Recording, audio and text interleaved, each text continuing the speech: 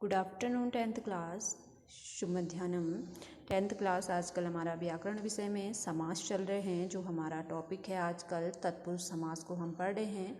तत्पुरुष समास में कल तक हमने सप्तमी विभक्ति तक तत्पुरुष समास पढ़े थे और उसमें तत्पुरुष समास का एक भेद पढ़ा था, वो था हमारा उपपद तत्पुरुष। यहाँ तक हमने पढ़ा था। जो हमारा कल का टॉपिक था हमारा उपपद तत्पुरुष समास पढ़ा था ना, जिसमें मैंने बताया था आपको कि इसके उत्तर पद में कोई क्रियावाचक शब्द होता है। जैसे मर्मज्ञ है ना, मर्म को जानने वाला मर्मज्ञ कहलाता है।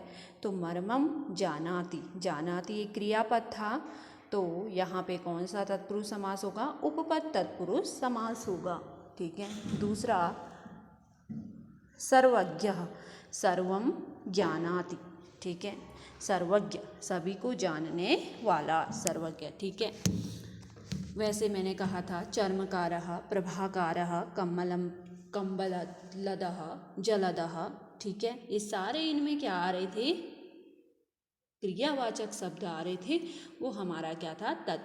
उपपद तत्पुरुष समास। यहाँ तक हमने पढ़ा था। आज हमारा जो टॉपिक है तत्पुरुष समास का ही है। अब इसमें दो भेद लास्ट बचे हैं तत्पुरुष समास के, वो है इसमें न्यायी तत्पुरुष समास। ठीक है, आज हमने क्या पढ़ना है? न्यायी तत्पुरुष समास। अब न्यायी तत्पुरुष समास किसे कहते हैं देखते हैं। इसके पूर्व पद में निषेधात्मक अ या अन। ठीक है, इसके पूर्व पद में निषेधात्मक अ या अन, ठीक है, शब्द का प्रयोग होता है, इसीलिए न्यायी तत्पुरुष कहलाता है। इसीलिए और समास क्या कहलाता है? न्यायी तत्पुरुष। हमारी पहचान क्या होगी न्यायी तत्पुरुष समास की? जिसके प्रथम में अ अन, जैसे पहले अन आया है ना, तो अन में कौन सा समास आया? न्यायी। ठीक है, अ या अन, और सभी में क्या आया है? अ। तो इसकी पहचान है जिस समास में अ या अन आता है, ठीक है, वहाँ पे कौन सा समास होता है? न्यायी तत्पुरुष समास होता है। ठीक है, कैसे, किस प्रकार से परिभाषा थी? इसके पूर्व पद में निषेधात्मक अ या अन शब्द का प्रयोग होता है, इससे इसे न्यायी तत्पुरुष समास कहते हैं। ठीक है, जैसे समस्त पद में दिया है अनस्व। ठीक है, तो इसका न, ये कह रहा है न्याय, इसलिए कहते हैं इसका निषेधात्मक, निषेधात्मक अर्थात नहीं के अर्थ में अ या अन होता है। ठीक है, ना इसका निषेधात्मक अर्थात नहीं के अर्थ में अ या अन शब्द का क्या होता है? प्रयोग होता है। वहाँ पे कौन सा? न्यायी तत्पुरुष समास होता है। ठीक है, कैसे? जैसे अनस्व, अनस्व, न अश्व। ठीक है, नहीं अश्व अर्थात घोड़ा। ठीक है, अब्रह्मणम, अब्रह्मणः। ठीक है, न ब्राह्मणः, तो न क्या है? निषेधात्मक है। ठीक है, अदोषः, न दोषः। ठीक है, दोष से रहित, अदोष। ठीक है, अहितम, न हितम। ठीक है, अहिंसा, न हिंसा, ये कहलाया हमारा अहिंसा। अज्ञानम, न ज्ञानम। अभावः, न भावः। तो यहाँ जो भी शब्द आए हैं वो क्या आए हैं? आगे से समास विग्रह में निषेधात्मक आए हैं। ठीक है, जैसे न अश्वः, अनस्व, अन अश्वः कहलाएगा। न अश्वः समास विग्रह कभी कभी पेपर में पूछ दिया जाता है कि अनस्व का समास विग्रह कीजिए। तो अन मतलब नहीं, निषेधात्मक है यहाँ पे, तो आप लिखोगे न अश्वः, समास विग्रह हो जाएगा इसका।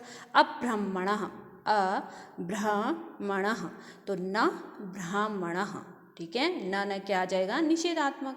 अदोषः, ठीक है, जिसमें दोष नहीं है, अदोष कह रहा है, तो न दोषः विग्रह क्या हो जाएगा? न दोषः, इसमें नहीं दोष। ठीक है, अहितम, न हितम। ठीक है, नहीं हितम, ना क्या है? निषेधात्मक है। ठीक है, अहिंसा, न हिंसा। ठीक है, अज्ञानम, न ज्ञानम। ठीक है, अभावः, न भावः।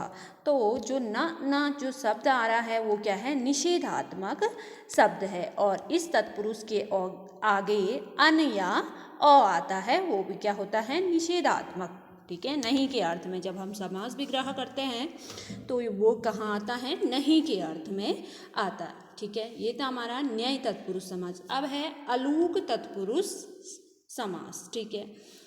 तो इस समास में क्या होता है, इस समास में पूर्व पद की विभक्ति का लोप नहीं होता है। अभी तक हम क्या पढ़े थे कि पूर्व पद की विभक्ति का हर जगह क्या हो रहा था, लोप हो रहा था, है ना।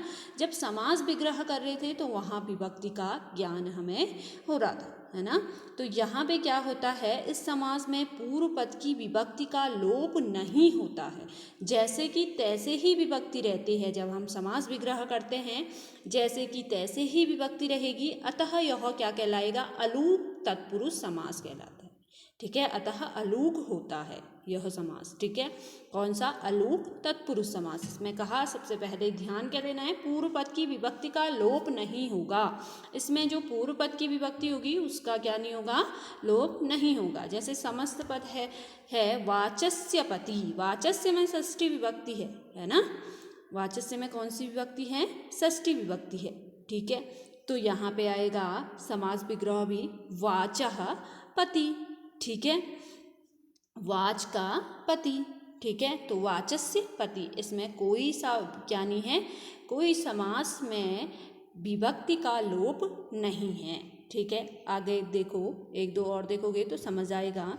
आगे है युद्धि स्थिरः, तो सेम रहेगा युद्धि स्थिरः, ठीक है। परस्मै पदम, परस्मै पदम समास विग्रह। यहाँ समस्त पद था एक साथ, यहाँ क्या है, समास विग्रह है, अलग तोड़ करके लिखे हैं, लेकिन विभक्तियों का लोप नहीं है, ठीक है। कहीं भी विभक्तियों का लोप नहीं है। आत्मने पदम, आत्मने पदम, ठीक है। तो यहाँ विभक्ति का लोप नहीं होता है, वो क्या कहलाता है, अलूक तत्पुरुष समास कहलाता है। तो आज हमारे जो तत्पुरुष समास पढ़ रहे थे हम, समास के भेद, वो हमारा पूर्ण हुआ तत्पुरुष समास, ठीक है। तत्पुरुष समास हमारा क्या हो गया है, पूर्ण हो गया है। आज हमने तत्पुरुष समास को पूरा कर लिया है। टॉपिक था हमारा समास, और उसमें क्या पढ़े थे हम आज तक, तत्पुरुष समास। और तत्पुरुष समास के भी हर भेद को पढ़ा हमने। पहले विभक्तियों में ज्ञान किया उसको, है ना। उसके बाद तत्पुरुष के अन्य भेद बताए मैंने, कभी उपपद, उपपद, न्यायी, अलूक, ठीक है। तो ये समास जो होता है तत्पुरुष समास, इसमें कभी कभी पेपर में ऐसा नहीं पूछेगा कि इसके भेद में तुम इसको ज्ञात कीजिए या कोई शब्द।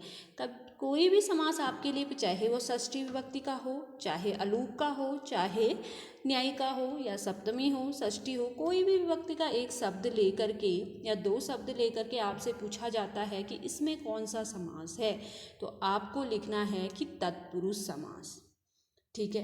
कभी विभक्ति के अनुसार पूछ लिया गया कि इसमें कौन सा समास है विभक्ति के अनुसार, तो आप तत्पुरुष समास सप्तमी विभक्ति के अनुसार या षष्ठी विभक्ति के अनुसार, है ना, तो लिख सकते हो, ठीक है। क्योंकि हमने तत्पुरुष समास को पूर्ण कर लिया है, ठीक है। तो आज आप इसको ध्यान से तत्पुरुष समास का घर में भी एक बार रिवीजन करोगे कि किस प्रकार से समास समझाए हैं, घर में भी प्रैक्टिस करोगे, वरना व्याकरण ऐसे ही नहीं आएगा, ठीक है। कल हम इसमें कर्मधारय समास, अगला इसका भेद पढ़ेंगे, ठीक है।